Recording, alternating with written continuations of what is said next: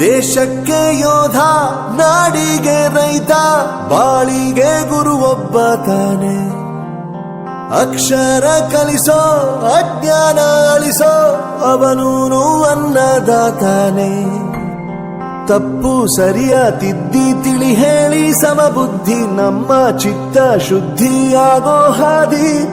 ಎಷ್ಟೇ ದೂರ ಹೋದ್ರೂ ಮರಿಬೇಡ ನಿನ್ನ ಬೇರು, ನಿನ್ನ ಸಾಧನೆಗೆಲ್ಲ ಇದುವೇ ಆದಿ. ಪಾಠಶಾಲಾ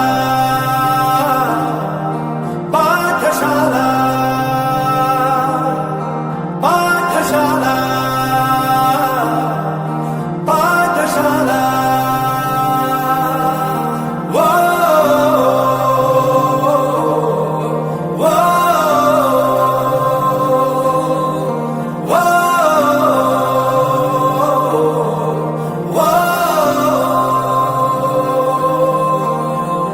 ದೇಶಕ್ಕೆ ಯೋಧ, ನಾಡಿಗೆ ರೈತ, ಬಾಳಿಗೆ ಗುರು ಒಬ್ಬ ತಾನೆ. ಅಕ್ಷರ ಕಲಿಸೋ, ಜ್ಞಾನ ಅಳಿಸೋ, ಅವನೂನು ಅನ್ನದಾತಾನೆ.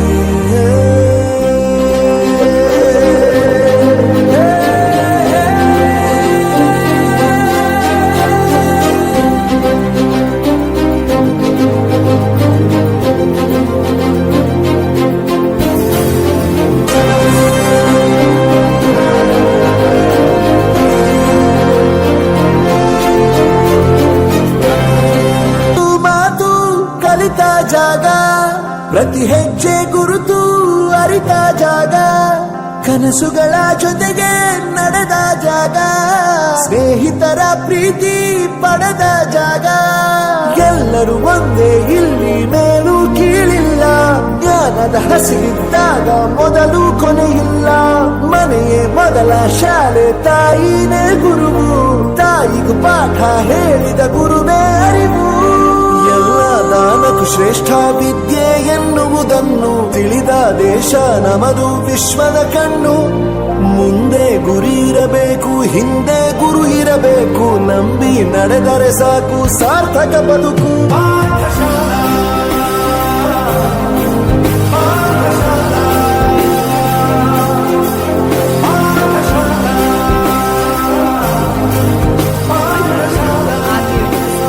ನನ್ನ ಪ್ರಪಂಚಕ್ಕೆ ಪರಿಚಯಿಸಿದ್ದು ನನ್ನ ತಂದೆ ತಾಯಿ ಆದ್ರೂ ಈ ಪ್ರಪಂಚನ ನನಗೆ ಪರಿಚಯಿಸಿದ್ದು ನನ್ನ ಕಾಲೇಜ್, ನನ್ನ ಗುರುಗಳು.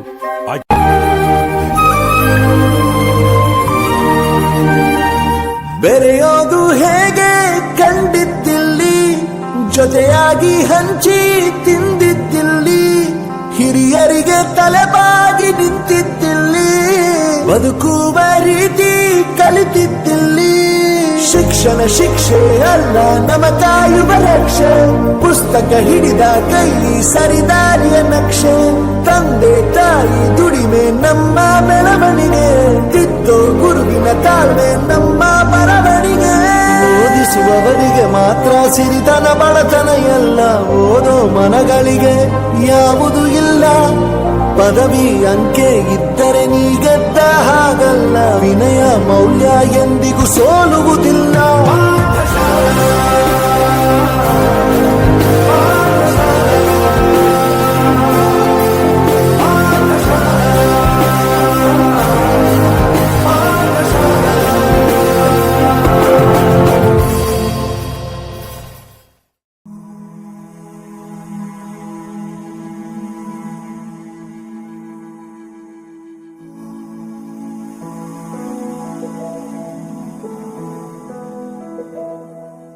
ಬಳಪ ಹಿಡಿದ ಭಗವಂತ ಇರುತ್ತಾನೆ ನಮ ಸುತ್ತ, ಅವತಾರ ನಾನಾ ರೂಪವೋ.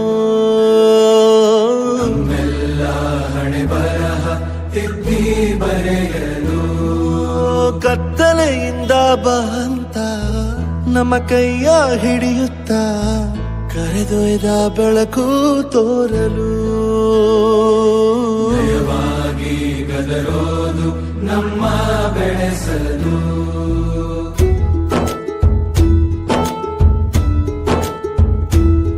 ಭಾಷೆ ಅಮೃತ ಕುಡಿಸೋ ತಾಯಾಗಿ, ಭಾಷೆ ಅಮೃತ ಕುಡಿಸೋ ತಾಯಾಗಿ.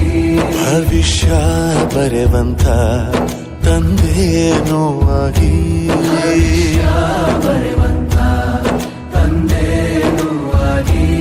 ಚಂದದ ಜೀವನನ ನೀಡಿರೋ ಗುರುಗಳು ನಮ್ಮ ಗುರುಗಳು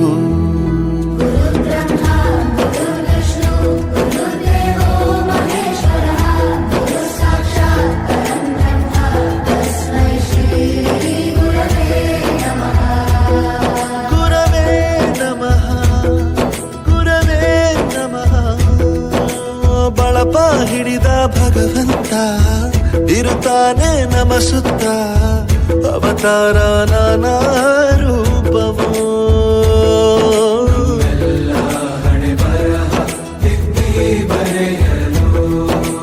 ಬೇರೆ ಲೋಕಕ್ಕೆ ಹೋದಂಗೆ ಅನಿಸ್ತು ನಿಜವಾಗ್ಲೂ. ಅಮ್ಮನಿಗೆ ವಿಷ್ಣುವಿಗೆ ಮಹೇಶ್ವರಿಗೆ ಹೋಲಿಸಿದ್ದಾರೆ. ನಮ್ಮನ್ನ ಮಠಕ್ಕೇರಿಸಿದಂತಹ ನಾಗೇಂದ್ರ ಪ್ರಸಾದ್ ಅವರಿಗೆ ಧನ್ಯವಾದ. ಗುರುಗಳ ಮಹತ್ವ ಪ್ರತಿಯೊಬ್ಬ ಮನೆಗೂ ಪ್ರತಿಯೊಬ್ಬ ಮನುಷ್ಯನಿಗೂ ಹೋಗಿ ತಲುಪುತ್ತೆ. ದೈಹಿಕ ಶಿಕ್ಷಣವನ್ನು ಗುರುತಿಸಿದರೆ ಅದು ಬಹಳ ಹೆಮ್ಮೆ ಆಯ್ತು ನನಗೆ.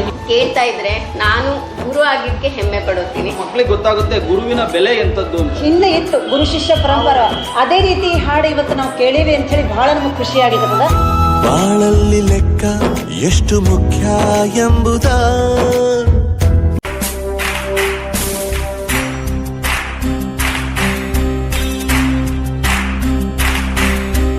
ಸಾಧನೆ ತೋರಿದ ನಿಮಗೆಲ್ಲ ಸಾವಿರ ಸಾವಿರ ಚಪ್ಪಾಳೆ. ನಾಡಿನ ಕೀರ್ತಿಯ ಬೆಳಗಿಸಿದ ನಿಮಗಿದು ಹೆಮ್ಮೆಯ ಚಪ್ಪಾಳೆ. ಚಪ್ಪಾಳೆ ಚಪ್ಪಾಳೆ ಚಪ್ಪಾಳೆ ಚಪ್ಪಾಳೆ ಚಪ್ಪಾಳೆ ಚಪ್ಪಾಳೆ ಚಪ್ಪಾಳೆ ಚಪ್ಪಾಳೆ.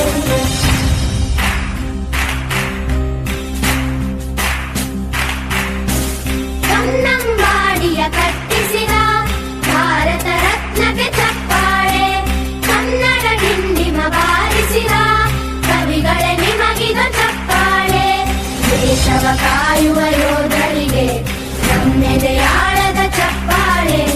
ಅನ್ನವ ನೀಡುತ್ತ ಸಲಹಿರುವ ನೇಗಿಲ ಯೋಗಿಗೆ ಚಪ್ಪಾಳೆ.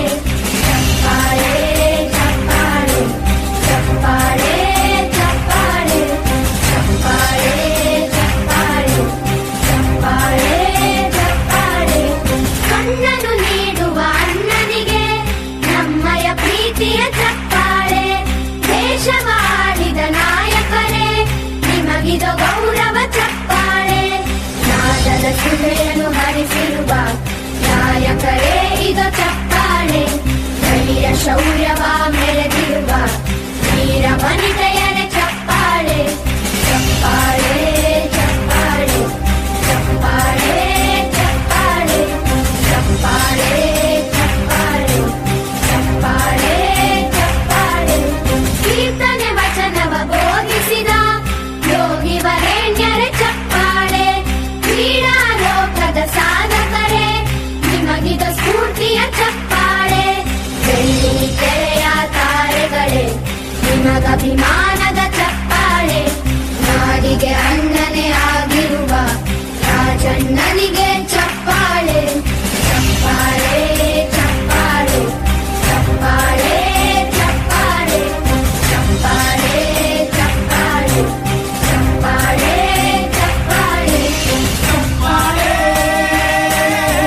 ಚಪ್ಪಾಳೆ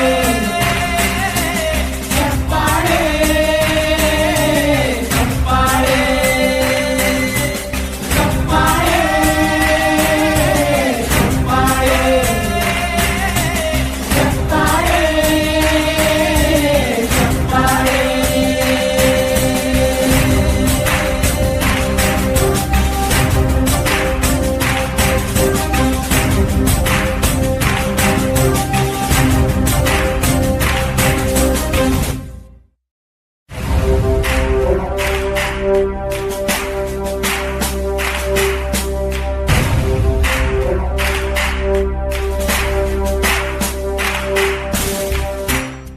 ಕರೆದುಕೊಂಡು ಹೋಗುವಂತಹ ಒಬ್ಬ ವ್ಯಕ್ತಿ ಮಾಡಿಕೊಟ್ಟಂತಹ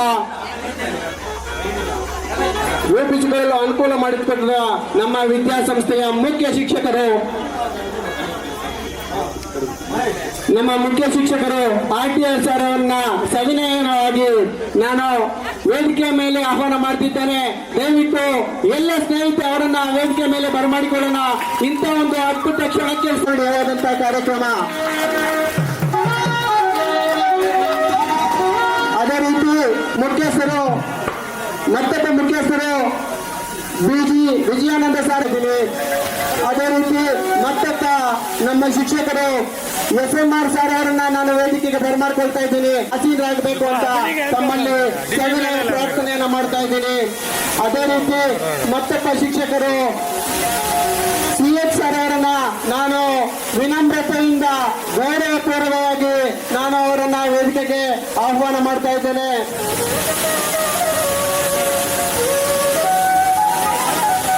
CH ಸರ್ ಅವರು ವೇದಿಕೆಗೆ ಬರ್ತಾ ಇದ್ದಾರೆ. ಒಂದು ದೊಡ್ಡ ಚಪ್ಪಾಳೆ ಮುಖಾಂತರ ನಮ್ಮ ಸ್ನೇಹಿತರೆಲ್ಲರೂ ವೇದಿಕೆಗೆ ಆಹ್ವಾನ ಮಾಡಬೇಕು. ದಯಮಾಡಿ ವೇದಿಕೆಯಲ್ಲಿ ಬಂದು ಆಸೀನರಾಗಬೇಕು ಸರ್. ಮತ್ತೊಬ್ಬ ಶಿಕ್ಷಕರು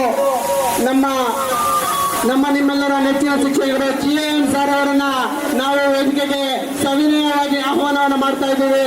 ದಯಮಾಡಿ ತಾವು ವೇದಿಕೆಯಲ್ಲಿ ಬಂದು ಆಸೀನರಾಗಬೇಕು ಅಂತ ಸವಿನಯವಾಗಿ ಗೌರವಯುತವಾಗಿ ಅವರನ್ನು ಕೇಳ್ಕೊಳ್ತಾ ಇದ್ದೀವಿ. ಒಂದು ದೊಡ್ಡ ಚಪ್ಪಾಳೆ ಮುಖಾಂತರ ಅವರನ್ನ ವೇದಿಕೆಗೆ ಆಹ್ವಾನ ಮಾಡೋಣ. ನಿಮ್ಮೆಲ್ಲರ ನೆಚ್ಚಿನ ಗುರುಗಳು ಆದಂತ GM ಸರ್. ಅದೇ ರೀತಿ ಮತ್ತೊಬ್ಬ ಶಿಕ್ಷಕರು MGK ಸರ್ ಅವರನ್ನ ನಾವು ವೇದಿಕೆಗೆ ಆಹ್ವಾನ ಮಾಡ್ತಾ ಇದ್ದೀವಿ.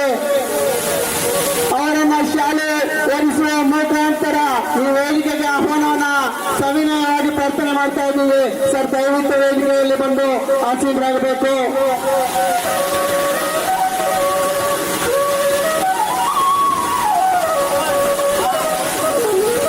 ನಮ್ಮ ನೆಚ್ಚಿನ ಶಿಕ್ಷಕರು ಆಸನಗಳಲ್ಲಿ ಬಂದು ಕೂತ್ಕೊಳ್ತಾ ಇದ್ದಾರೆ. ಒಂದು ದೊಡ್ಡ ಚಪ್ಪಾಳೆ ಬರಬೇಕು. ನಾವೆಲ್ಲ ಮುಂದೆ ಸುಮ್ಮನೆ ಕುಂತ್ಕೊಂಡಿದ್ರೆ ಆಗಲ್ಲ. ದಯವಿಟ್ಟು ಎಲ್ಲರೂ ದೊಡ್ಡ ಚಪ್ಪಾಳೆ ಮುಖಾಂತರ ಅವರಿಗೆ ಗೌರವವನ್ನು ಸಲ್ಲಿಸೋದ್ರ ಮುಖಾಂತರ ತಾವೆಲ್ಲರೂ ವೇದಿಕೆಗೆ ಬರಮಾಡಿಕೊಳ್ಳೋಣ. ಮತ್ತೊಬ್ಬ ಮುಖ್ಯ ಶಿಕ್ಷಕರು KVR ಸರ್ ಅವರನ್ನ ನಾವು ಒಂದು ದೊಡ್ಡ ಚಪ್ಪಾಳೆ ಮುಖಾಂತರ ಗೌರವಯುತವಾಗಿ ವೇದಿಕೆಗೆ ಬರಮಾಡ್ಕೊಳ್ತಾ ಇದ್ದೀವಿ. ಸ್ನೇಹಿತರ ಒಂದು ದೊಡ್ಡ ಚಪ್ಪಾಳೆ ಅವರಿಗೆ ನಾವು ಸಲ್ಲಿಸುವಂತ ಗೌರವ. ಸರ್ ದಯಮಾಡಿ ವೇದಿಕೆಗೆ ಬಂದು ಆಸೀನರಾಗಬೇಕು. ಅದೇ ರೀತಿ MMR ಸರ್ ಅವರಿಗೆ ನಾವು ಸವಿನಯ ಪ್ರಾರ್ಥನೆಯನ್ನು ಮಾಡ್ತಾ ಇದ್ದೀವಿ. ದಯಮಾಡಿ ವೇದಿಕೆಯಲ್ಲಿ ಬಂದು ಆಸೀನರಾಗಬೇಕು ಅಂತ ಕೇಳ್ಕೊಳ್ತಾ ಇದ್ದೀವಿ.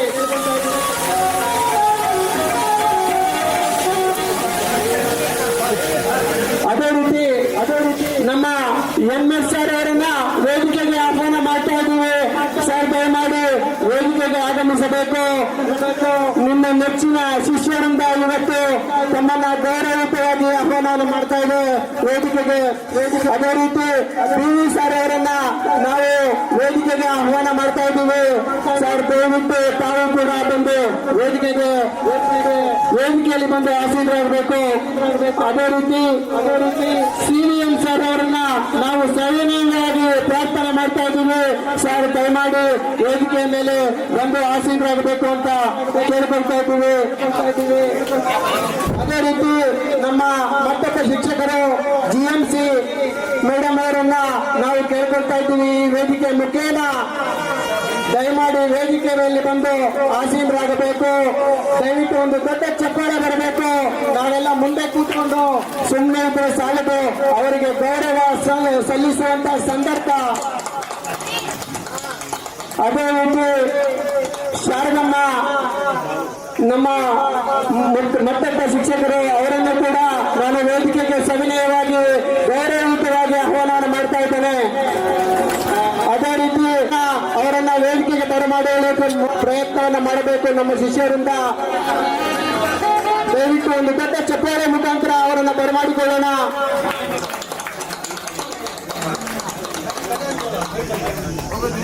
ದಯಮಾಡಿ ನಾರಾಯಣ ಸ್ವಾಮಿ ಅವರನ್ನ ವೇದಿಕೆಗೆ ಆಹ್ವಾನ ಮಾಡ್ತಾ ಇದ್ದೀವಿ.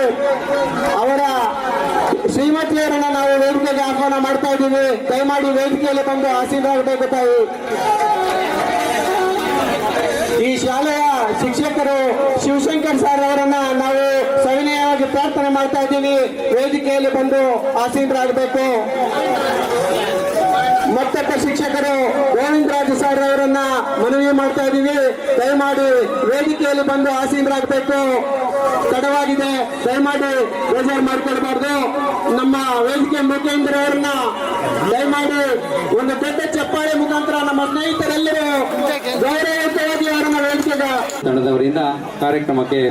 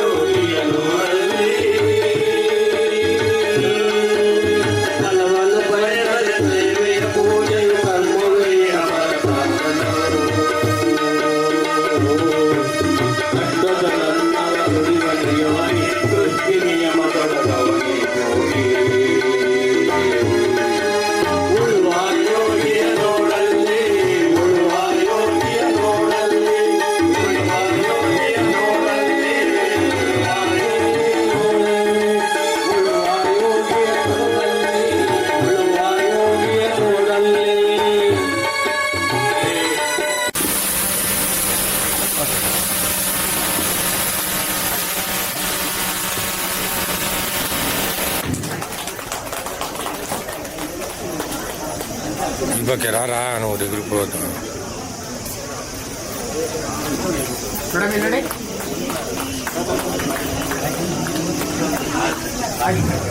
ಓಕೆ ಸರ್ ಅವರು ಈ ಒಂದು ಕಾರ್ಯಕ್ರಮಕ್ಕೆ ಬಂದು ಆಸೀನರಾಗಿರುತ್ತಾರೆ. ಅವರಿಗೂ ಕೂಡ ನಿಮ್ಮೆಲ್ಲರ ಪರವಾಗಿ ಸ್ವಾಗತವನ್ನು ಬಯಸುತ್ತೇನೆ. ಸ್ವಲ್ಪ ಸೈಡಿಂದ ಕೊಡ್ಬೇಕು ಮೇಡಮ್, ಆ ಕಡೆ ಇಲ್ಲಿ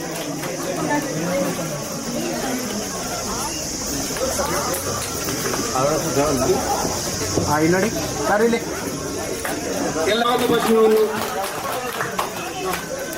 ಸಕ್ಸಸ್ಫುಲ್ ಆಗಿ ಆಗಬೇಕು ಅಂತ ಕೇಳ್ಕೊಡ್ತೇನೆ, ಯಶಸ್ವಿಗೊಳಿಸಬೇಕಾಗಿ. GN ಸರ್ ಅವರು ಈ ಕಾರ್ಯಕ್ರಮಕ್ಕೆ ಬಂದಿರುತ್ತಾರೆ. ಅವ್ರಿಗೂ ನಿಮ್ಮೆಲ್ಲರ ಪರವಾಗಿ ಸ್ವಾಗತವನ್ನು ಬಯಸೋಣ. ಮೇಡಮ್ ಇಲ್ಲಿ ನೋಡಿ, ದಯವಿಟ್ಟು ಚಪ್ಪಾಳೆಯನ್ನು ತಟ್ಟಬೇಕಾಗಿ ವಿನಂತಿ. ನಿಮ್ಮೆಲ್ಲರ ಪರವಾಗಿ ಸುಸ್ವಾಗತವನ್ನು ಕೋರುತ್ತೇನೆ. ಚಪ್ಪಾಳೆಯೊಂದಿಗೆ ಸರ್ ನೋಡಿ,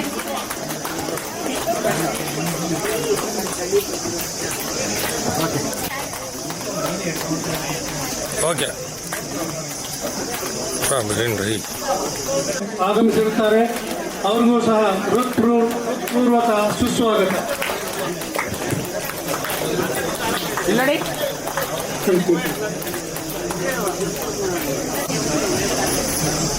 MS ಸರ್ ಅವರು ಈ ಕಾರ್ಯಕ್ರಮಕ್ಕೆ ಆಗಮಿಸಿರುತ್ತಾರೆ.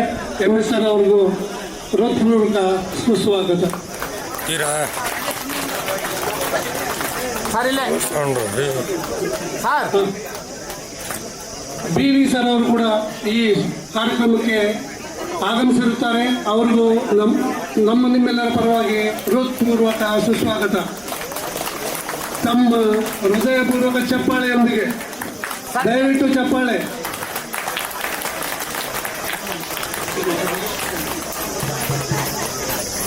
CVM ಸರ್ ಅವರು ಈ ಕಾರ್ಯಕ್ರಮಕ್ಕೆ ಆಗಮಿಸಿರುತ್ತಾರೆ. ಅವ್ರಿಗೂ ಸಹ ನಿಮ್ಮೆಲ್ಲರ ಪರವಾಗಿ ಹೃದಯಪೂರ್ವಕ ಸುಸ್ವಾಗತ.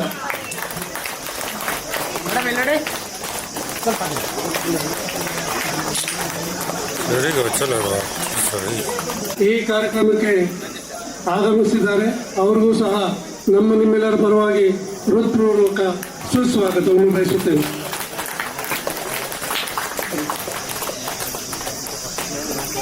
RMP ಸರ್ ಅವರು ಕೂಡ ಈ ಕಾರ್ಯಕ್ರಮಕ್ಕೆ ಆಗಮಿಸಿರುತ್ತಾರೆ. ಅವರಿಗೂ ಸಹ ನಿಮ್ಮೆಲ್ಲರ ಪರವಾಗಿ ಹೃತ್ಪೂರ್ವಕ ಸ್ವಾಗತವನ್ನು ಬಯಸುತ್ತೇನೆ.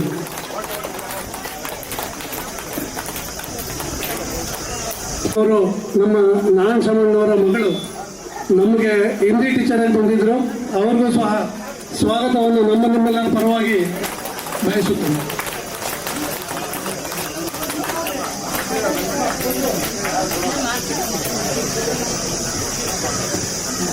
ಈ ಕಾರ್ಯಕ್ರಮಕ್ಕೆ ಈ ಶಾಲೆ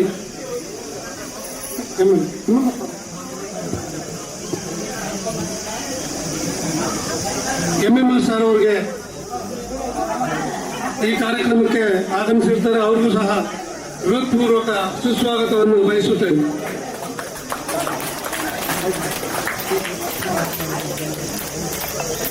ಈ ಶಾಲೆಯ ಮುಖ್ಯ ಉಪಾಧ್ಯಾಯರಾಗಿರುವಂತಹ ಈಗಿನ ಉಪಾಧ್ಯಾಯರಾಗಿರುವಂತಹ ವಿಜಯಾನಂದ ಸರ್ ಅವರು ಈ ಕಾರ್ಯಕ್ರಮಕ್ಕೆ ಆಗಮಿಸಿರುತ್ತಾರೆ. ಅವರಿಗೂ ಸಹ ನಿಮ್ಮೆಲ್ಲರ ಪರವಾಗಿ ಹೃತ್ಪೂರ್ವಕ ಸುಸ್ವಾಗತವನ್ನು ಬಯಸುತ್ತೇನೆ.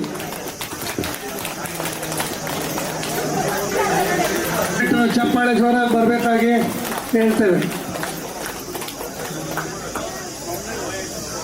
ಅದೇ ರೀತಿ ಈ ಶಾಲೆಯಲ್ಲಿನ ಈಗ ಶಿಕ್ಷಕರಾಗಿರುವಂತಹ ಶಿವಶಂಕರ್ ಸರ್ ವಿಜ್ಞಾನ ವಿಷಯವನ್ನು ಬೋಧಿಸುತ್ತಾರೆ.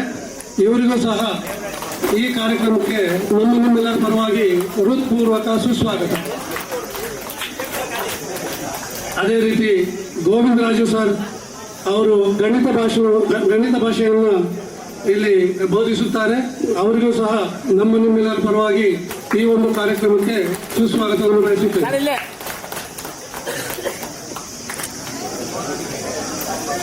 ಎಲ್ಲ ಗುರು ವೃಂದದವರು ದೀಪವನ್ನು ಬೆಳಗುವುದರ ಮುಖಾಂತರ ಈ ಒಂದು ಕಾರ್ಯಕ್ರಮಕ್ಕೆ ಚಾಲನೆಯನ್ನು ನೀಡಬೇಕಾಗಿ, ಉದ್ಘಾಟಿಸಬೇಕಾಗಿ ಸವಿನಯವಾದ ಪ್ರಾರ್ಥನೆಯನ್ನು ಮಾಡಿಕೊಳ್ತಾ ಇದ್ದೇನೆ.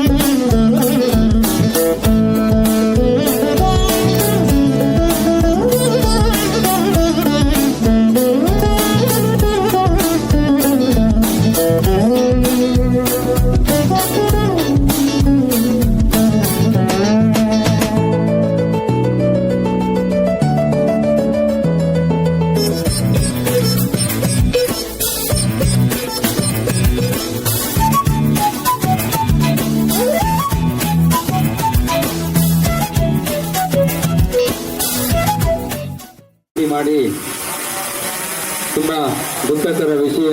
KV ಸರ್ ಅವರು ಹಾಗೂ MSR ಅವರು ನಮ್ಮನ್ನೆಲ್ಲ ಆಗಲಿದ್ದಾರೆ. ಈ ಒಂದು ವೇದಿಕೆಯಲ್ಲಿ ಅವರಿದ್ದಿದ್ದಾರೆ ಅದರ ಕಳೆ ಇನ್ನಷ್ಟು ಮೆರುಗು ಬರ್ತಾ ಇತ್ತು ಅಂತ ಹೇಳ್ತಾ ಅವರಿಬ್ಬರಿಗೂ ಸಹ ಒಂದು ನಿಮಿಷದ ಕಾಲ ಸಂತಾಪವನ್ನು ಸೂಚಿಸೋಣ. ಅದರ ಜೊತೆಗೆ ಇತ್ತೀಚೆಗಷ್ಟೇ ನಮ್ಮ ಜಮ್ಮು ಮತ್ತು ಕಾಶ್ಮೀರದಲ್ಲಿ ಪಹಲ್ಗಾವಲ್ಲಿ ಒಂದು ಟೆರರಿಸ್ಟ್ ಅಟ್ಯಾಕ್ ಆಯಿತು. ಅದರಲ್ಲಿ ಸುಮಾರು 30ಕ್ಕೂ ಹೆಚ್ಚು ಮಂದಿ ಪ್ರಾಣವನ್ನು ಕಳೆದುಕೊಂಡಂತಹ ಭಾರತೀಯ ನಾಗರಿಕರು ಪ್ರಾಣವನ್ನು ಕಳೆದುಕೊಂಡಿದ್ದಾರೆ.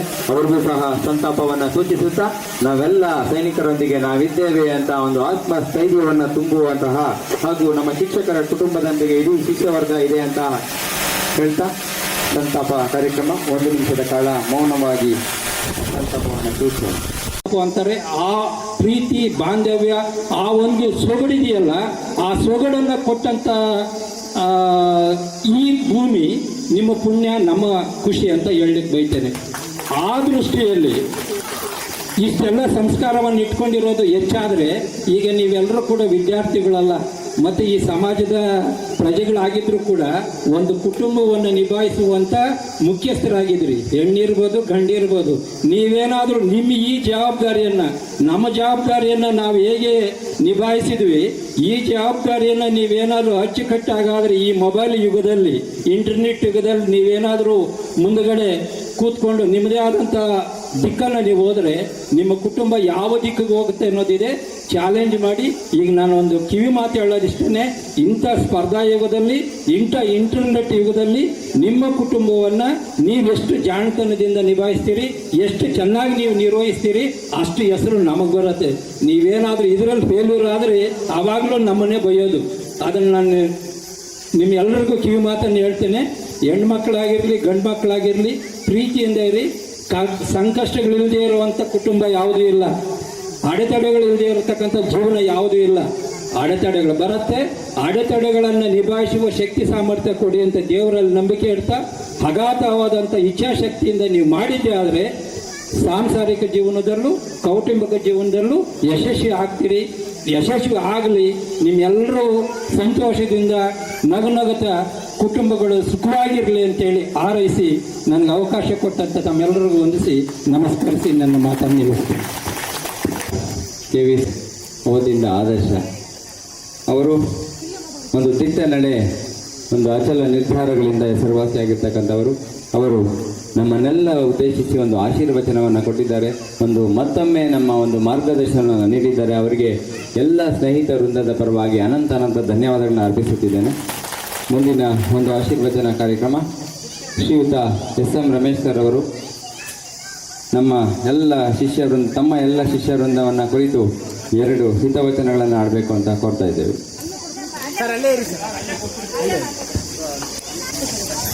ಎಲ್ರಿಗೂ ಮಧ್ಯಾಹ್ನದ ನಮಸ್ಕಾರಗಳು. ಬೆಳಗ್ಗೆ ನಡೀಬೇಕಾದಂಥ ಕಾರ್ಯಕ್ರಮ ತಡವಾಗಾದ್ರೂ ಒಳ್ಳೆ ರೀತಿಯಿಂದ ಆರಂಭ ಮಾಡಿದ್ದೀವಿ. ವೇದಿಕೆಯಲ್ಲಿ ಆಸೀನರಾಗಿರುವ ಶಿಕ್ಷಣ ಇಲಾಖೆಯ ಹಾಲಿ ಕೆಲಸ ಮಾಡ್ತಕ್ಕಂಥ ನಿವೃತ್ತರಾಗಿರ್ತಕ್ಕಂಥ ಎಲ್ಲ ಗುರುವೃಂದಕ್ಕೆ ನನ್ನ ನಮನಗಳನ್ನು ಸಲ್ಲಿಸುತ್ತಾ, ಎಲ್ಲರ ಹೆಸರು ಹೇಳಿದ್ರೆ ಭಾಳ ಹೊತ್ತಾಗತ್ತೆ, ಅದಕ್ಕೆ ಮತ್ತೆ 30 ವರ್ಷಗಳ ನೆನಪು. 30 ವರ್ಷ ಅಂದರೆ ಅರ್ಧ ಆಯಸ್ಸು.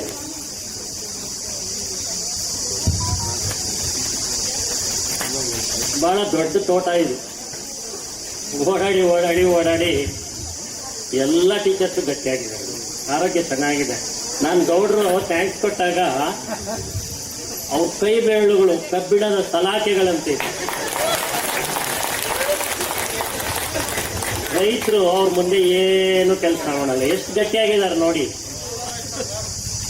ಆಮೇಲೆ ನಮ್ಮ ಹುಡುಗರು ನಮ್ಮ ಮನೆಗೆ ಬಂದು ಆಮೇಲೆ RTR ಮನೆಗೆ ಹೋದ್ರು. ನನ್ನ ನಂಬರ್ ಇರಲಿಲ್ಲ. RTRಗೆ ಫೋನ್ ಕೊಡ್ರಿ ಅಂತಂದ್ರೆ ಕೊಟ್ಟಿದ್ರು. ನಾನು ಏಜ್ ಕೂಡ ಕೇಳಿದೆ ಅವ್ರಿಗೆ, ಭಾಳ ದಿನಗಳಾಗಿತ್ತಲ್ಲ, 82 ಅಂತ ಹೇಳಿದ್ರು. ಸರಿ ನೋಡಿ, ಅವ್ರ ಮುಖದಲ್ಲಿ ಎಷ್ಟು ತೇಜಸ್ಸಿದೆ. ಮೇಷ್ಟ್ರಾಗಿ, ಹೆಡ್ ಮಾಸ್ಟರ್ ಆಗಿ, ಮತ್ತೆ ಇಲ್ಲೆಲ್ಲ ಒಳ್ಳೆಯ ಕೆಲಸಗಳನ್ನು ಮಾಡಿದ್ದಕ್ಕೆ ದೇವರು ಅವರನ್ನ ಇವತ್ತು ಅವ್ರ ಮುಖದಲ್ಲಿ ಒಳ್ಳೆ ಕಳೆ ಇದೆ. ಕಳ್ಕಳ್ಳಾಗಿ ಜೀವನ ಮಾಡಿ ಕಳ್ಕಳ್ಳಾಗಿ ಮೇಷ್ ಕೆಲಸ ಮಾಡಿದ್ರೆ ಬಹಳ ಕಷ್ಟ ಆಗುತ್ತೆ. ಹಾಗಾಗಿ ಈ ಕಾರ್ಯಕ್ರಮಕ್ಕೆ ಇದು 2ನೇ ಕಾರ್ಯಕ್ರಮ. ಹೋದ್ಸರಿ ಒಂದು ಬ್ಯಾಚ್ ಇದೇ ವೇದಿಕೆಯಲ್ಲಿ ಆಗಿತ್ತು.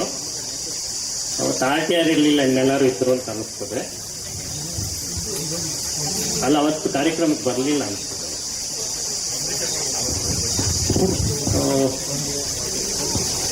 ಇದು 2ನೇ ಕಾರ್ಯಕ್ರಮ. ವಿದ್ಯಾರ್ಥಿಗಳಿಂದ ಪ್ರಾರಂಭವಾಗಿದ್ದಂಥ ಶಾಲೆ 340 ವಿದ್ಯಾರ್ಥಿಗಳವರೆಗೂ ಸಹ ಏರಿಕೆ ಆಯಿತು. ಈ ಮದನಿ ಶಾಲೆ ಹೇಗೆ ಅಭಿವೃದ್ಧಿ ಹೊಂದಿತ್ತು ಹಾಗೆ ಅದೇ ರೀತಿಯಲ್ಲೂ ಸಹ ಶಾಲೆ ಅಭಿವೃದ್ಧಿ ಹೊಂದಿತ್ತು. ಈಗ ನಮ್ಮ ರಮೇಶ್ ಅವರು ಹೇಳಿದಾಗೆ ಏನು ನಾನು LGL ಬರ್ತಾ ಇದೆ ಗಟ್ಟಿ ಅಂತ ಏನೂ ಇಲ್ಲ. ಸಾಮಾನ್ಯವಾಗಿ ಅವರು ನಮ್ಮ ಕರ್ತವ್ಯವನ್ನು ಸಹ ನಾವು ಮಾಡ್ತಾ ಇದ್ದೆ. ಕರ್ತವ್ಯವನ್ನು ಮಾಡೋದ್ರಿಂದ ಈಗಲೂ ಈ ಒಳಗಡೆ ಈ ಆವರಣ ಒಳಗಡೆ ಬರುತ್ತಲೇ ಆ ವಿದ್ಯಾರ್ಥಿಗಳು ಯುವ ವಿದ್ಯಾರ್ಥಿಗಳಂತ ಹೇಳಬೇಕು, ಅವರು ತೋರಿಸಿದಂತಹ ಪ್ರೀತಿ ನೋಡಿದ್ರೆ ಪ್ರಾರಂಭದಲ್ಲಿ 1994 ಇಸ್ವಿಗೆ ಹೋದಾಗ ಅನುಭವ ಆಯಿತು. ನಿಮಗೆ ಈ ಒಂದು ಸಮಾರಂಭದ ಇದರ ಪರವಾಗಿ ಈಗ ನನ್ನ ಒಂದು ಇದೇನಂತಂದರೆ, ನೀವು ಹೇಗೆ ಶಾಲೆಯ ಗುರುಗಳನ್ನು ಮರೆಯುವುದಿಲ್ವೋ ಹಾಗೆ ನಿಮ್ಮ ಹುಟ್ಟೂರು, ನಿಮ್ಮ ಸಂಬಂಧಿಕರು, ಮೇಲಾಗಿ ನಿಮ್ಮ ತಂದೆ ತಾಯಿಯಂದಿರನ್ನು ಸಹ ಯಾರೂ ಸಹ ಕೈ ಬಿಡಬೇಡಿ. ಏತಕ್ಕೆಂದರೆ ಇತ್ತೀಚಿನ ದಿನಗಳಲ್ಲಿ ತಂದೆ ತಾಯಿಯರನ್ನ ವೃದ್ಧಾಶ್ರಮಕ್ಕೆ ಸೇರಿಸಿಬಿಡ್ತಾ ಇದ್ದಾರೆ. ಅದು ಪ್ರತಿಯೊಬ್ಬರೂ ಸಹ ಅದು ಮನದಲ್ಲಿ ಇಟ್ಕೊಂಡು ನಮ್ಮ ತಂದೆ ತಾಯಿಗಳು ಅಥವಾ ಬಂಧು ಬಳಗವನ್ನು ಇದು ಮಾಡಬೇಕು. ನಮ್ಮ ಹುಟ್ಟೂರನ್ನು ಸಹ ನಮ್ಮ ಶಾಲೆಯಲ್ಲಿ ನೀವು ಯಾವ ಮರೆಯೋದಿಲ್ವೋ ಹಾಗೆ ಹೆಣ್ಮಕ್ಳಿಗೆ ಏನಂತಂದರೆ ಒಂದು ಕಡೆ ಹುಟ್ಟುತ್ತಾರೆ, ಇನ್ನೊಂದು ಕಡೆ ಓದಿರ್ತಾರೆ. ಅಲ್ಲಿ ಓದ ಕಡೆಯಲ್ಲೂ ಸಹ ಅವರೇ ನಮ್ಮ ತಂದೆ ತಾಯಿಗಳಂತ ನಾವು ಭಾವಿಸ್ಕೊಂಡು ಹೋದಾಗ ನಮ್ಮ ಜೀವನವೂ ಸಹ ಸುಗಮವಾಗಿರುತ್ತೆ ಅಂತ ಹೇಳ್ತಾ, ನೀವು ಈ ಕಾರ್ಯಕ್ರಮ ಸುಮಾರು 2-3 ವರ್ಷದಿಂದ ನೀವು ಪ್ರಯತ್ನ ಪಟ್ಟು ಮಾಡಿದ್ದೀರಿ. ಇದು ಬಹಳಷ್ಟು ಶ್ಲಾಘನೀಯ. ಇದು ಬಹಳಷ್ಟು ಸುಲಭವಾದ ಕೆಲಸ ಅಲ್ಲ. ಎಲ್ಲರನ್ನೂ ಒಟ್ಟುಗೂಡಿ 130 ಜನರನ್ನು ಒಟ್ಟುಗೂಡಿಸಿ ಕಾರ್ಯಕ್ರಮನ ಆಯೋಜನೆ ಮಾಡಬೇಕಂತಂದರೆ ಇದು ಬಹಳಷ್ಟು ಸುಲಭವಾದ ಕೆಲಸ ಅಲ್ಲ. ನೀವು ಬಹಳಷ್ಟು ಶ್ರಮ ವಹಿಸಿದ್ದೀರಿ. ಅದಕ್ಕೆ ನೀವು ಶ್ರಮವಹಿಸಿ ಈ ಕಾರ್ಯಕ್ರಮವನ್ನು ಆಯೋಜನೆ ಮಾಡಿದ್ದೀರಿ. ಅದಕ್ಕೆ ನಾನು ಮತ್ತು ಪ್ರತಿಯೊಬ್ಬರೂ ಸಹ ನಮ್ಮ ಸಹೋದರ ಮಿತ್ರರು ಸಹ ನಿಮಗೆಲ್ಲರಿಗೂ ಸಹ ಆಭಾರಿಯಾಗಿರುತ್ತೇವೆ. ಇಷ್ಟು ಹೇಳ್ತಾ ಈಗ ಇಷ್ಟು ಹೇಳಿದ್ವಿ. ಈಗಾಗಲೇ ಕಾಲಾವಕಾಶ ಜಾಸ್ತಿ ಆಗಿದೆ. ನಾನು ಮಾತನಾಡೋದು ಬೇಡ. ಯಾಕಂದರೆ ನಾನು ನಿವೃತ್ತಿ ಹೊಂದೇ ಸುಮಾರು 19 ವರ್ಷ ಆಗೋದಿದೆ. ಇಷ್ಟು ಮಾತನಾಡ್ತಾ ಇರೋದೇ ಬಹಳಷ್ಟು ಮಟ್ಟಿಗೆ ಹೆಚ್ಚು. ನಾನು ಮೊದಲು ಉಪಾಧ್ಯಾಯನಾಗಿ ಕಾರ್ಯನಿರ್ವಹಿಸ್ತಾ ಇದ್ದೀವಿ ಭಾಷಣಕಾರ ಹಾಗೆಲ್ಲ. ಆದರೆ ನಮ್ಮ ರಮೇಶ್ ಸರ್ ಅವರು ಸಹ ಅವ್ರು ಏನು ಮಾಡ್ತಾರೆ ಅಂದರೆ ಮಾತಿನಲ್ಲೇ ಮೋಡಿ ಮಾಡ್ತಾರೆ. ಅವರು ಬಹಳಷ್ಟು ಶಿಕ್ಷಕರಾಗಿ BU ಆಗಿ ನಿವೃತ್ತಿಯನ್ನು ಹೊಂದಿದ್ದಾರೆ. ಅವರು ಹೇಳಿದಷ್ಟು ನಾವು ಏನು ಗಟ್ಟಿಮುಟ್ಟಾಗಿ ಸಹ ಇಲ್ಲ. ಸಾಧಾರಣವಾಗಿ ದೇವರ ದಯದಿಂದ ಚೆನ್ನಾಗಿದ್ದೀವಿ, ಆರೋಗ್ಯ ಇದೆ. ಈ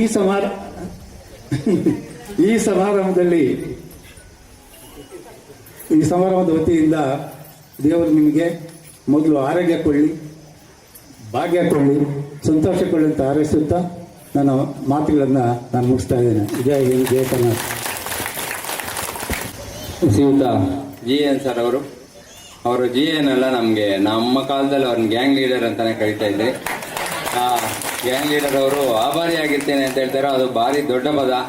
ಯಾಕಂದ್ರೆ ಶ್ರೀರಾಮ ಸೀತೆಯನ್ನು ಹುಡ್ಕೊಂಡು ಹೋಗ್ತಾ ಇದ್ದಾಗ, ಸೇತುವೆ ಕಟ್ತಾ ಇದ್ದಾಗ ಒಂದು ಹಳ್ಳಿಲು ನಾನೇನ್ ಮಾಡ್ಲಿ ಅಂತ ಕೂತ್ಕೊಂಡಿತ್ತು. ಕೊನೆಗೆ ಅದು ಯೋಚನೆ ಏನಪ್ಪಾ ಆಯ್ತು ಅಂದ್ರೆ ನೀರಲ್ಲಿ ನೆನೆಯೋದು, ಮರಳಲ್ಲಿ ಒದ್ದಾಡ್ಬಿಟ್ಟು ಮತ್ತೆ ಅಲ್ಲಿ ಹೋಗಿ ಆಗ್ತಾ ಇತ್ತು. ಆ ರೀತಿ ನಾವೊಂದು ನಿಮ್ಮ ಒಂದು ಆಶೀರ್ವಾದಕ್ಕೆ ನಾವು ಒಂದು ಅಳಿಲು ಸೇವೆಯನ್ನ ಮಾತ್ರ ಮಾಡ್ತಾ ಇದ್ದೀವಿ. ನಿಮ್ಮ ಋಣವನ್ನು ನಾವು ಎಷ್ಟು ಜನ್ಮಗಳಾದ್ರೂ ತೀರ್ಸ್ಕೊಳಕ್ಕಾಗಲ್ಲ ಅಂತ ಹೇಳ್ತಾ ಶ್ರೀಯುತರಿಗೆ ಧನ್ಯವಾದಗಳು. ಅವರಿಗೆ ಆಯುರಾರೋಗ್ಯ ಐಶ್ವರ್ಯ ಭಗವಂತ ಕರುಣಿಸಲಿ ಅಂತ ಕೋರ್ತಾ, ನಮ್ಮ ಮತ್ತೊಬ್ಬ ನೆಚ್ಚಿನ ಶಿಕ್ಷಕರಾದ ಗಣಿತ, ನಮ್ಮ ಪಠ್ಯಪುಸ್ತಕದ ಪ್ರಮೇಯನೇ ಬೇಡ ಅಂತ ಪ್ರಮೇಯಗಳನ್ನ ಬಾಯಲ್ಲೇ ಹೇಳ್ತಾ ಇದ್ದಂತ ಶ್ರೀಯುತ MGK ಸರ್ ಅವರು ತಮ್ಮ ಶಿಷ್ಯರನ್ನ ಕುರಿತು 2 ಮಾತಾಡಬೇಕು. ಬಹುಶಃ 2-3 ಗುರುವಂದ ಕಾರ್ಯಕ್ರಮ ನಡೆದ್ರೆ. ನಮಸ್ಕಾರಗಳು. ಹಾಗೆ ಈ ಕ್ಷೇತ್ರದ ದೈವಾಧಿಪತಿ ಸೂರ್ಯ ಹಾಗೂ ಛಾಯಾ ರವರ ಪ್ರೀತಿಯ ಪುತ್ರ ಚೆನ್ನಿಮಹಾದೇವರಿಗೆ ವಂದಿಸುತ್ತೇನೆ. ನಾನು ಈ ಶಾಲೆಯಲ್ಲಿ ಇಬ್ಬರು ಮುಖ್ಯ ಶಿಕ್ಷಕರ ಅಡಿಯಲ್ಲಿ ಮೂವರು ಮುಖ್ಯ ಶಿಕ್ಷಕರ ಅಡಿಯಲ್ಲಿ ಕೆಲಸ ಮಾಡಿದ್ದೇನೆ. ಮೊದಲನೇದಾಗಿ ಔಟ್ಯ GV ನಾರಾಯಣಪ್ಪ ಹಾಗೂ ನಮ್ಮ SMR. ಈ ಜಾಗದಲ್ಲಿ 4-5 ಬ್ಯಾಟೆ ಕಾಲ ಹರಣ ಮಾಡಿವಿ ಅನ್ನೋದೇ ಗೊತ್ತಿಲ್ಲ. ಏಕೆಂದರೆ ಈ ವೇದಿಕೆ ಅಲ್ಲಿತ್ತು, ಆ ಮರದಡಿಯಲ್ಲಿ ಟೇಬಲ್ಲು ಕುರ್ಚಿ ಅಷ್ಟೇ, ಸಮಯ ಹೋಗೋದೇ ಆಗ್ತಾ ಇದೆ. ಹಾಗಿತ್ತು ಇಲ್ಲಿನ ವಾತಾವರಣ. ನಾನು ಬಾಲಕರ ಸರ್ಕಾರಿ ಪ್ರೌಢಶಾಲೆಯಲ್ಲಿ 9 ವರ್ಷ ಕೆಲಸ ಮಾಡಿದ್ದೀನಿ. ಸಾಮಾನ್ಯ ವರ್ಗಾವಣೆಯಿಂದ ಇಲ್ಲಿಗೆ ಬಂದು 1992ರಿಂದ 97ರವರೆಗೆ ಕೆಲಸ ನಿರ್ವಹಿಸಿದ್ದೇನೆ. ಈಗ 29-30 ವರ್ಷಗಳ ಅನುಭವವನ್ನು ಜ್ಞಾಪಿಸಿಕೊಂಡು ಅವುಗಳನ್ನೆಲ್ಲ ಮೌಲ್ಯ ಮಾಡಿ, ಸ್ವಯಂ ಮೌಲ್ಯ ಮಾಡಿ, ಒಳಿತು ಕೆಟ್ಟಕ್ಕನ್ನು ಯೋಚನೆ ಮಾಡಿ ಮಾತನಾಡುವುದು ಅಷ್ಟು ಸುಲಭವಲ್ಲ. ಸಮಯದ ಅಭಾವ ಇದೆ.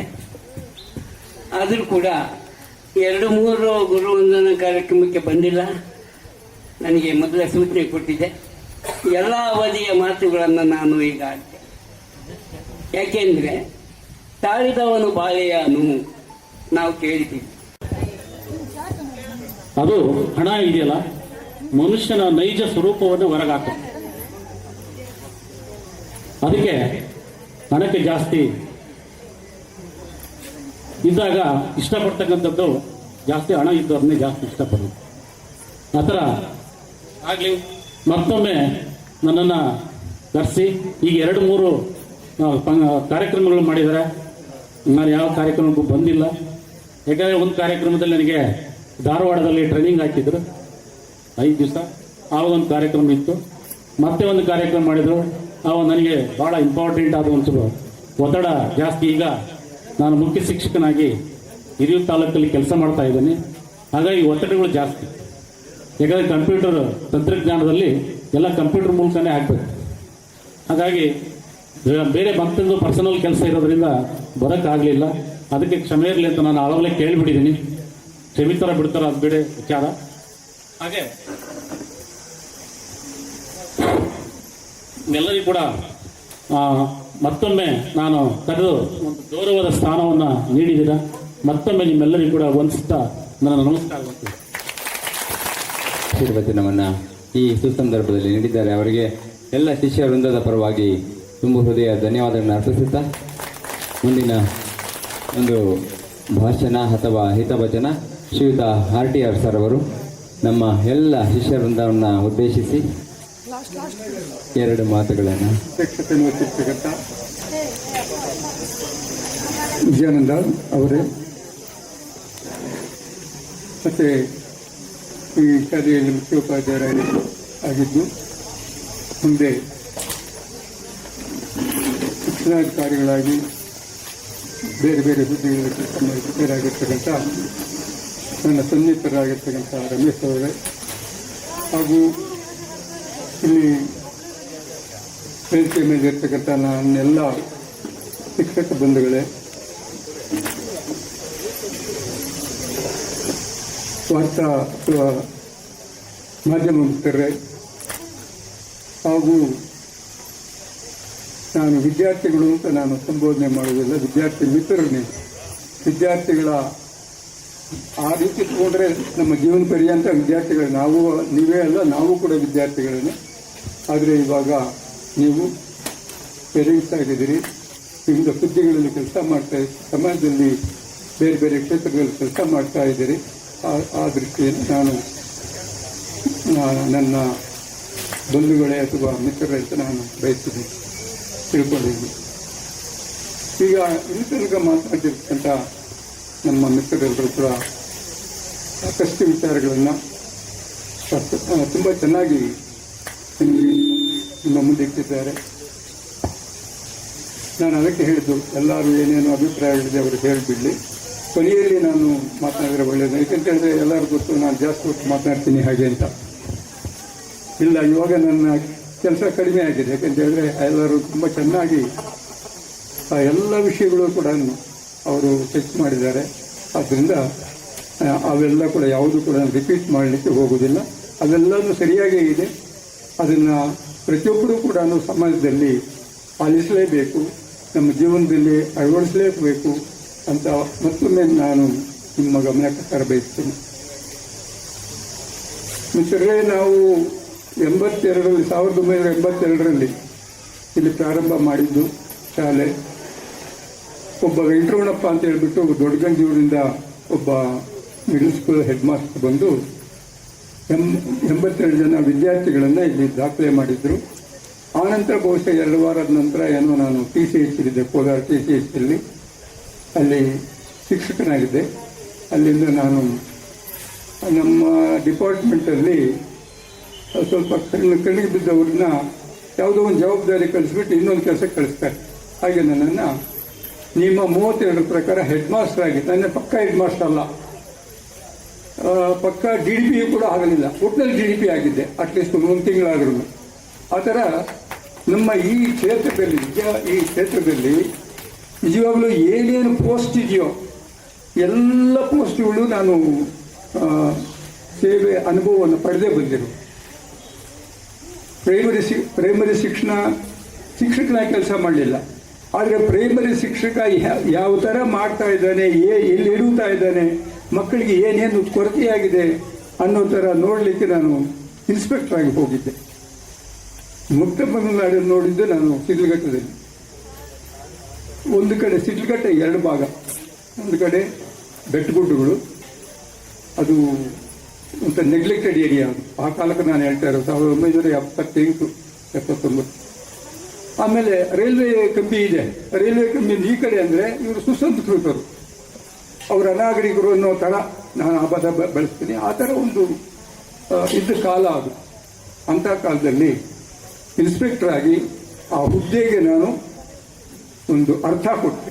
ಯಾಕೆ ಅಂತ ಹೇಳ್ತೀರಾ, ಮೊದಲೇ ದಿವಸನೇ ನಾನು ಕೋಲಾರಿಂದ ಬಂದು ಆರ್ಡಿ ಅಂತ ಒಂದು ವಿಲೇಜ್ ಇದೆ, ಅಲ್ಲಿ ಬಸ್ಸಿಂದ ಇಳಿದ್ಬಿಟ್ಟು ಹೊರಟೆ. ಸುಮಾರು 13 ಶಾಲೆಗಳನ್ನು ಕಾಲ್ನಡಿಗೆಯಲ್ಲೇ ನಡ್ಕೊಂಡು ಹೋಗಿದ್ದೆ.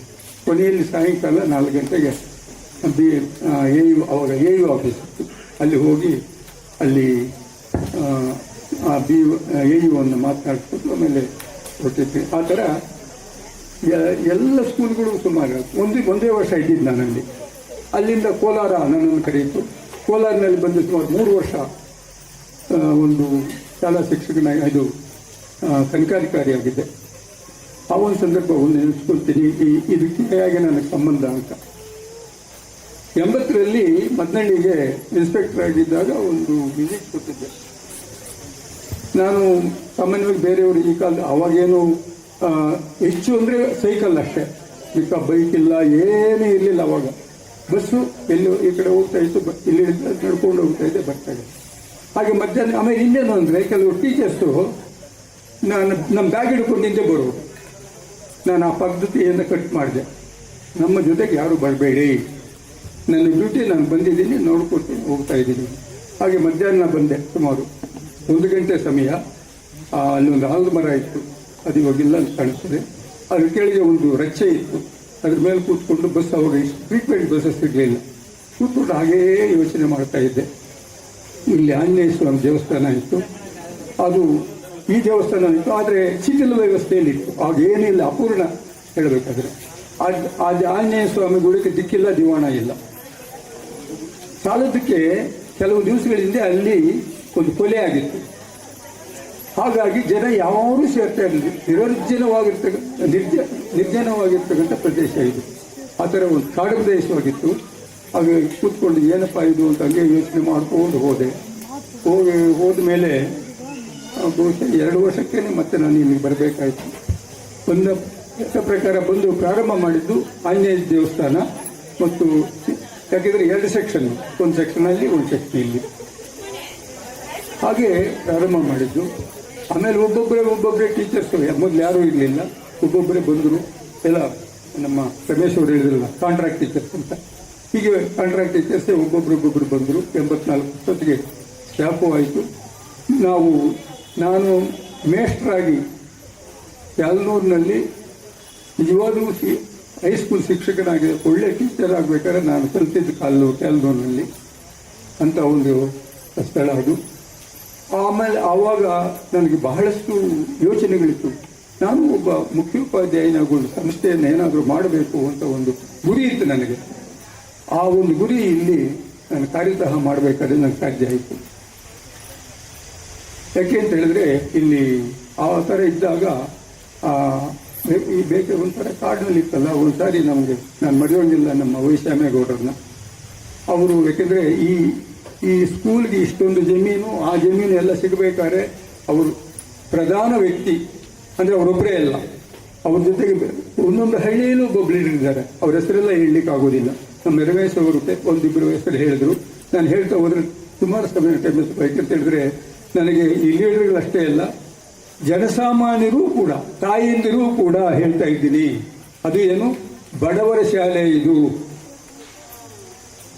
ಆಗಿದೆ ಅಂತ ಬಡ ವಿದ್ಯಾರ್ಥಿಗಳ ತಾಯಿಯಂದಿರೂ ಕೂಡ ಇಲ್ಲಿ ಕೆಲಸ ಮಾಡಿದ್ರು. ಹೇಳಬೇಕಂದ್ರೆ ನೆನೆಸ್ಕೊಂಡು ಹೋಗ್ತಾ ಇದ್ರೆ ಬಹಳಷ್ಟು ಕಷ್ಟಪಟ್ಟಿದ್ದು. ಹಾಗೆಲ್ಲ ಮಾಡಿ ಪರಿಣಾಮ ಏನಾಯ್ತಪ್ಪ ಅಂದರೆ ಈ ಶಾಲೆ ಬರ್ತಾ ಆಮೇಲೆ ಈ ಶಾಲೆ ಪ್ರಾರಂಭ ಆಗಬೇಕಾದ್ರೆ ಸನ್ಮಾನ್ಯ ಬೈರೇಗೌಡರು ಅವ್ರು ಹೇಳೋರು, ನೋಡಪ್ಪ ಇಲ್ಲಿ ಒಂದು ಕಾಲಕ್ಕೆ 1000 ಜನ ವಿದ್ಯಾರ್ಥಿಗಳಿರಬೇಕು, 2000 ಜನ ಅವರು PUCನೂ ಇಲ್ಲಿ ಪ್ರಾರಂಭ ಮಾಡಬೇಕು ಅಂತ ಅವರೇ ಕನಸ್ಕೊಂಡಿದ್ದು. ಆ ಥರ ಇತ್ತು. ಆಮೇಲೆ ಇಲ್ಲೊಂದು ಕುಂಟೆ ಇತ್ತು, ಗೋಕುಂಟೆ, ಅದನ್ನು ಇಂಡೋರ್ ಗೇಮ್ಸ್ ಮಾಡಬೇಕು ಅಂತ ಅವ್ರಿಗೊಂದು ಅವೆಲ್ಲ ಹೇಳೋರು ಏನೇನೋ ಹೇಳ್ತಾ ಇದ್ರು. ಆದರೆ ಹೇಳೋದೆಲ್ಲ ಅಷ್ಟು ಸಲೀಸು ಬಟ್ ಕಾರ್ಯ ಮಾಡೋದು ತುಂಬ ಕಷ್ಟ ಇದೆ, ಅದಾಗಲಿಲ್ಲ. ಆಮೇಲೆ PUC ಆ್ಯಕ್ಚುಲಾಗಿ ಹೇಳ್ಬೇಕಾದ್ರೆ ನನಗಿಷ್ಟ ಇಲ್ಲ. ನಾನು PDP ಆಫೀಸ್ನಲ್ಲಿದ್ದಾಗ PUC ಸ್ಯಾಂಕ್ಷನ್ ಆಗಿದ್ದು ನನಗಿಷ್ಟ. ಯಾಕೆಂದರೆ PUC ಬಂದ ಮೇಲೆ ಇಲ್ಲೇ ಅಲ್ಲ, ನೀವೆಲ್ಲನ್ನ ಹೋಗ್ರಿ, PUC ಬಂದ ಮೇಲೆ ಹೈಸ್ಕೂಲ್ ನೆಗ್ಲೆಕ್ಟೆಡ್ ಆಗೋಗ್ತದೆ. ಅದು ನನಗೆ ಗೊತ್ತಿತ್ತು. ಆದರೂ ಕೂಡ ಜನರಿಗೆ ಬೇಕಾಗಿತ್ತು, ಮಾಡಿಸ್ಕೊಂಡ್ರು, ಸಂತೋಷ. ಇದು ಚೆನ್ನಾಗಿ ನಡೀತಾ ಇದೆ. ಆದರೆ ಒಂದೇನಪ್ಪ ಅಂದರೆ ನಾನು ಹೇಳೋದು, ನಮ್ಮ ಶಾಲೆಗೆ 3 ತಾಲೂಕುಗಳಿಂದ ವಿದ್ಯಾರ್ಥಿಗಳು ಬರೋರು. ಚಿಂತಾಮಣಿಯಿಂದ ಬರೋರು, ನೀವು ಏನು ಹೇಳ್ತಾ ಇದ್ದೀರಿ, ಚಿಂತಾಮಣಿಯಿಂದ ಬರೋರು, ಕೋಲಾರಿಂದ ಬರೋರು ಬಂದು ಅವು ನೋಡ್ರಪ್ಪ ಈ ಸರ್ಕಾರಿ ಶಾಲೆ ಹೇಗಿದೆ ಅಂತ ಬೇರೆಯವ್ರಿಗೆ ನಿದರ್ಶನ ಇದು ಹೇಳೋರು. ಅದನ್ನು ನೋಡೋಗ್ರೆ ಬಂದ ಶಾಲೆ ಆ ಮಟ್ಟಕ್ಕೆ ತರಬೇಕಾದ್ರೆ ನಾನಲ್ಲ ಕಾರಣ, ನಮ್ಮ ಟೀಮ್ ಟೀಚರ್ಸ್ ಹೇಳಿದ್ದಾರೆ. ಪ್ರತಿಯೊಬ್ಬರು ಅಷ್ಟೇ ಇದರಲ್ಲಿ ರಮೇಶ್ವರೆಲ್ಲ ತುಂಬ ಚೆನ್ನಾಗಿ ಹೇಳಿದ್ದಾರೆ. ಆ ಟೀಚರ್ ಒಬ್ಬೊಬ್ಬರು ಕೂಡ ತಮ್ಮದೇ ಆದ ಪಾತ್ರನ ಆ ಒಂದು ಟೀಮ್ ವರ್ಕಿಂದ, ಅಂದರೆ ಒಂದು ಹೇಳ್ತಿಳ್ಕೊಳ್ಳಿ, ಮೇಷ್ಟ್ರೊಬ್ಬರು ಮನಸ್ಸು ಮಾಡಿದ್ರೆ ಏನು ಬೇಕಾದರೂ ಸಾಧನೆ ಮಾಡಬಹುದು ಅನ್ನೋದಕ್ಕೆ ನಮ್ಮ ಕ್ಯಾಲ್ನೂರು ಪ್ರೌಢಶಾಲೆ ಮತ್ತು ಈ ಮದನಹಳ್ಳಿ ಶಾಲೆಯ ಹೈಸ್ಕೂಲ್ ಒಂದು ನಿದರ್ಶನ ಹೇಳಬೇಕಾದ್ರೆ ಇದನ್ನು ಘಂಟಾಘೋಷವಾಗಿ ನನ್ನ ರಾಜ್ಯದ ಯಾವುದೇ ಒಂದು ಸಭೆ ಸಮಾರಂಭದಲ್ಲೂ ಹೇಳ್ತೀನಿ, ಮುಂದೇನು ಹೇಳ್ತೀನಿ. ಅದಕ್ಕೆ ಯಾಕೆಂದರೆ ಅದಕ್ಕೆ ಅರ್ಥ ಕೊಟ್ಟ ಸ್ಥಳ ಇದು. ಆದ್ದರಿಂದ ನಮ್ಮ ಮಿತ್ರೊಬ್ಬರು ಹೇಳಿದ್ರು, ತಪೋವನ ಇದು, ತಪೋವನ ಅಷ್ಟೇ ಅಲ್ಲ ಇದು. ನಾನು ಹೇಳ್ತೀನಿ ಕೇಳಿ, ನಮ್ಮ ಹಿಂದಿನ ಕಾಲದಲ್ಲಿ ಗುರುಕುಲ ಸಿಸ್ಟಮ್ ಅಂತಿತ್ತು. ಬಹುಶಃ ನಿಮಗೆ ನಮ್ಮ ಟೀಚರ್ಸ್ ಕೆಲವರು ಗೊತ್ತಿದೆ ಗುರುಕುಲ ಸಿಸ್ಟಮ್ ಯಾವ ಥರ ಕೆಲಸ ಮಾಡ್ತಾ ಇತ್ತು ಅಂತ. ನಾನು ಟೀಚರ್ ಆಗಿ ಅಂಥ ಗುರುಕುಲವನ್ನು ಮಾಡಬೇಕು ಅನ್ನೋ ಒಂದು ಕನಸನ್ನು ಕಂಡು ಇಲ್ಲಿ ಪ್ರಾರಂಭ ಮಾಡಿದ್ದು. ಆ ಗುರುಕುಲ 25 ವರ್ಷ ಆದಮೇಲೆ ಮಹಾರಾಜರ ಮಕ್ಕಳಿಗೆ ಅಲ್ಲಿ ವಿದ್ಯಾಭ್ಯಾಸ ನಡೀತಾ ಇತ್ತು ಈ ಋಷಿಗಳ ಹತ್ರ. ಕೊನೆಯಲ್ಲಿ ಅವರನ್ನು ಗೃಹಸ್ಥಾಶ್ರಮ ಕಳಿಸ್ಬೇಕಾದ್ರೆ, ಅವರ ಮನೆಯಲ್ಲಿ ಕಳಿಸ್ಬೇಕಾದ್ರೆ ಅವ್ರು ಹೇಳೋರು, ಸತ್ಯ ಧರ್ಮ ಇವನ್ನ ಬಿಡಬೇಡಿ, ಅವನ್ನು ನೀವು ನಿಮ್ಮ ಜೀವನದಲ್ಲಿ ಅಳವಡಿಸ್ಕೊಳ್ಳಿ ಅಂತ ಹೇಳ್ಬಿಟ್ಟು ಅವ್ರಿಗೆ ಬುದ್ಧಿವಾದ ಹೇಳಿಬಿಟ್ಟು ಕಳಿಸ್ತಾ ಇದ್ರು. ಆ ಥರ ಇಲ್ಲಿ ನಾನು ಒಬ್ಬನಲ್ಲ, ಇಲ್ಲಿನ ಎಲ್ಲ ಟೀಚರ್ಸು ಅಷ್ಟೇ. ಅವರು ಅವಾಗ ಎಲ್ಲ ಒಬ್ಬರು ಸಬ್ಜೆಕ್ಟ್ ಅಷ್ಟೇ ಅಲ್ಲ. ನೋಡಿ, ನಮ್ಮ ಮ್ಯಾಥಮೆಟಿಕ್ಸ್ ಟೀಚರ್ ನನಗೆ ಕೆಂಚಪ್ಪ ಅವ್ರನ್ನ ಕಂಡಿದ್ದೆ, ಹೆಚ್ಚಿಗೆ ನಾನು ಗೊತ್ತಿರಲಿಲ್ಲ. ಎಷ್ಟೊಂದು ವಿದ್ವತ್ತು ಇದೆ ಅವರಲ್ಲಿ ಅನ್ನೋದು ನಾನು ನಿಜವಾಗ್ಲೂ ನನಗೆ. ಹಾಗೆ ಪ್ರತಿಯೊಬ್ಬರಲ್ಲೂ ಕೂಡ, ಯಾಕೆಂದರೆ ಟೀಚರ್ ಆದವನು ಬರೀ ಸಬ್ಜೆಕ್ಟ್ ನಾಲೆಜ್ ಇಟ್ಕೊಂಡ್ರೆ ಅವನು ಆಗುವುದಿಲ್ಲ. ಮಗುವಿನ ಸರ್ವತೋಮುಖವಾಗಿರ್ತದೆ. ಯಾಕೆಂದರೆ child comes with a blank slate ಅಂತ ಹೇಳ್ತಾರೆ. ಅದು ಹೇಳೋದು ಪ್ರೈಮರಿ ಶಾಲೆಗೆ. ಇಲ್ಲಿ ಒಂದು ಸಂತೋಷ, ಸುಮಾರು ಜನ ಟೀಚರ್ಸ್ ಇದ್ದೀರಿ ಅಂತ ನನಗನ್ನಿಸ್ತದೆ. ಮತ್ತೊಂದು ಈ ಸಮಾರಂಭದ ಒಂದು ವಿಶೇಷ ನಾನು ಕಂಡಿದ್ದು ಅಂದರೆ, ಎಲ್ಲ ನಾನು ಇದು 4ನೇ ಸಮಾರಂಭ ಅಂತ ಕಾಣಿಸ್ತದೆ. ನಾನು ರಿಟೈರ್ ಆದಮೇಲೆ ಬಂದು ಕಂಡಿದ್ದು. ಈ ಹಿಂದೆ ಬರೀ ನಮ್ಮ ವಿದ್ಯಾರ್ಥಿಗಳು ಜಡ್ಜಿಗಳಾಗಿದ್ದಾರೆ, ಫೇಮಸ್ ಆಗಿರ್ತಕ್ಕಂಥ ಲಾಯರ್ಗಳಾಗಿದ್ದಾರೆ, ಆಮೇಲೆ ಇಂಜಿನಿಯರ್ಗಳಾಗಿದ್ದಾರೆ, ಹಾಗೆ ಅಂತೆಲ್ಲ ಹೇಳೋ ಟೀಚರ್ಸ್ ಆಗಿದ್ದಾರೆ, ಹಾಗೆಂತೆಲ್ಲ. ಆದರೆ ಫಸ್ಟ್ ಟೈಮ್ ನಾನು ನೋಡ್ತಾ ಇರೋದು ಒಬ್ಬ ಪ್ರೋಗ್ರೆಸಿವ್ ರೈತ. ನಿಜವಾಗಲೂ ಈ ದೇಶದ ಬೆನ್ನೆಲುಬು ರೈತ. ಇದನ್ನು ಬರೀ ನಾವು ಮಾತು ಹೇಳ್ಕೊಂಡೇ ಬರ್ತಾ ಇದ್ದೀವಿ ಆವತ್ತಿಂದ. ನಾನು ಬರೀ ರಾಜಕಾರಣಿಗಳು ಪ್ರತಿಯೊಬ್ಬರು ಹೇಳ್ತಾರೆ ರೈತ ಭಾರತದ ಬೆನ್ನೆಲುಬು ಬೆನ್ನೆಲುಬು ಬೆನ್ನೆಲುಬು ಅಂತ ಬೆನ್ನು ಮುರಿತಾನೇ ಬರ್ತಾ ಇದ್ದ. ಇದೇ ನಮ್ಮ ದೇಶದ ದುರ್ದೈವ.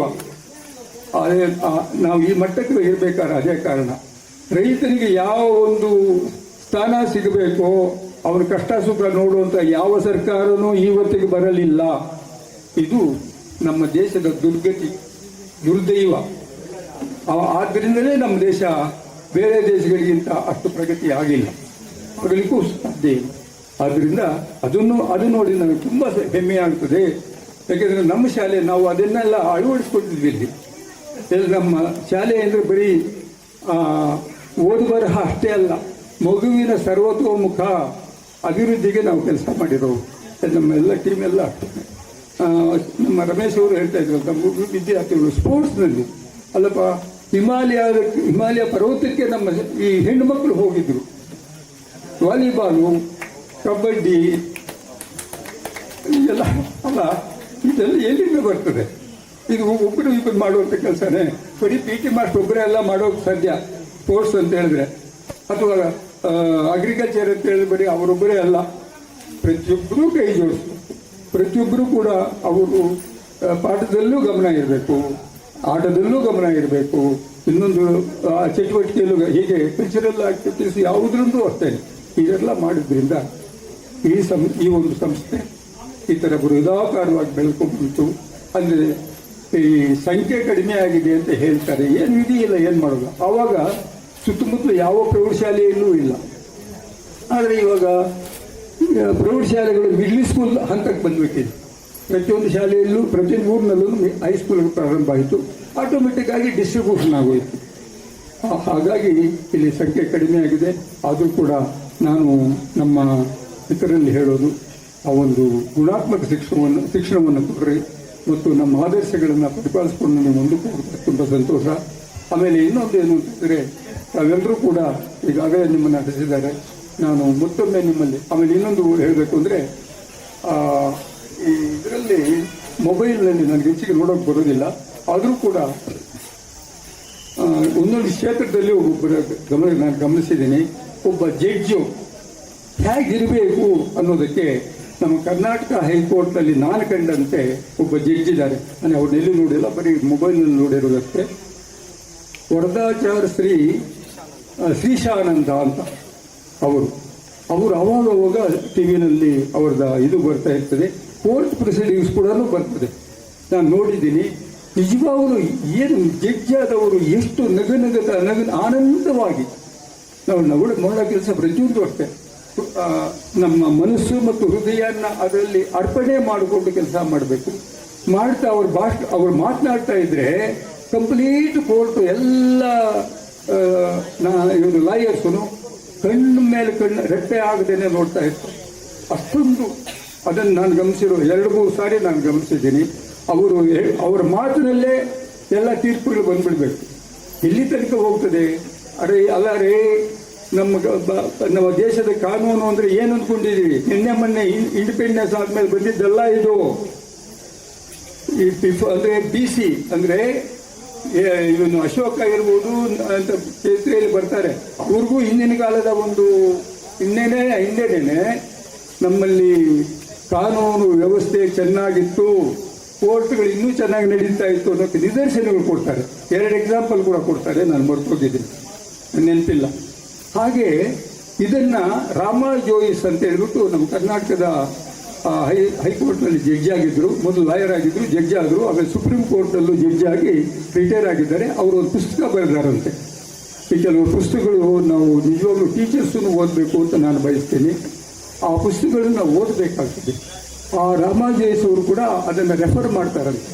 ಆ ಥರ ಭಾರತ ಇವಾಗಲೂ ಹೇಳಿದ್ರು, ಬರೀ ಇವತ್ತಿನಲ್ಲ, ಅವ್ರು ಇನ್ನೂ ಒಂದು ಮಾತು ಹೇಳ್ತಾರೆ, ಅಲ್ರಿ ಯುರೋಪ್ನಲ್ಲಿ ಇಂಗ್ಲೆಂಡ್ನಲ್ಲಿ ಅಲ್ಲೆಲ್ಲ ಬಟ್ಟೆ ಹಾಕೊಳ್ಳಿಕ್ಕೆ ಬರ್ತಾ ಇಲ್ಲಲ್ರಿ, ಅಂಥ ಕಾಲದಲ್ಲಿ ನಮ್ಮಲ್ಲಿರ್ತಕ್ಕಂಥ ಸುವ್ಯವಸ್ಥಿತವಾಗಿರ್ತಕ್ಕಂಥ ಜಡ್ಜಿಶಿಪ್ ಇತ್ತು, ನ್ಯಾಯಾಂಗ ಚೆನ್ನಾಗಿ ಕೆಲಸ ಮಾಡ್ತಾ ಇತ್ತು ಅಂತ ಹೇಳ್ತಾ ಇದ್ದಾರೆ. ಆದರೆ ಅಂಥ ನ್ಯಾಯಾಂಗ ಇವತ್ತು ಸಮಾಜದಲ್ಲಿ ಯಾವ ಮಟ್ಟಕ್ಕೆ ಹೋಗಿದೆ ಅಂತ ನಿಮಗೆ ಗೊತ್ತು. ಅದು ನಾನು ಇಲ್ಲಿ ಹೇಳೋಕ್ಕೆ ಇಷ್ಟಪಡೋದಿಲ್ಲ. ಎಲ್ಲ ಜಡ್ಜಿಗಳು ಇದ್ದಾರೆ, ಅದೇ ಥರನೇ ಸ್ವಲ್ಪ ನಿಮಗೆ ಬಿಟ್ಟಿದ್ದು ವಿಚಾರ ಅದು. ನೀವೇ ನೋಡ್ತಾ ಇದ್ದೀರಿ. ಇನ್ನು ಕೆಲವು ನನಗೂ ಗೊತ್ತಿಲ್ಲದೆ ಇರೋ ವಿಚಾರಗಳೆಲ್ಲ ಇವಾಗೆಲ್ಲ ಹೊರಗೆ ಬರ್ತಾ ಇದೆ ನೋಡಿ. ನಿವೃತ್ತಿಯನ್ನು ಹೊಂದಿರುತ್ತಾರೆ. ಸಹಸ್ರಾರು ವಿದ್ಯಾರ್ಥಿಗಳಿಗೆ ಜ್ಞಾನಧಾರೆ ಎರೆದು ಮನೆ ಮಾತಾಗಿರುವ ಶ್ರೀಯುತರಿಗೆ 1993-96ನೇ ಸಾಲಿನ ಇವರ ಶಿಷ್ಯರಿಂದ ಸಮಾಗಮ ಕಾರ್ಯಕ್ರಮದಲ್ಲಿ ಅಭಿಮಾನ ಪೂರ್ವಕವಾಗಿ ಗೌರವ ಸಮರ್ಪಣೆ ಸಲ್ಲಿಸುತ್ತಿರುವುದು ನಮಗೆ ಹೆಮ್ಮೆಯ ವಿಚಾರ. ಶ್ರೀಯುತರು ನಮ್ಮಂತಹ ನೂರಾರು ವಿದ್ಯಾರ್ಥಿಗಳಿಗೆ ಮಾರ್ಗದರ್ಶಕರಾಗಲಿ ಎಂದು ಹಾರೈಸುತ್ತೇವೆ. ನಿಮ್ಮ ಸಹಚರ್ಯ ಒಡನಾಟ ಸಿಕ್ಕಿದ್ದು ನಮ್ಮ ಪೂರ್ವಜನ್ಮದ ಸುಕೃತ ಎಂದು ನಂಬಿರುವ ಇಂತಿ ನಿಮ್ಮ ಶಿಷ್ಯರಿಂದ 1993ರಿಂದ 96ರ ಸಾಲು.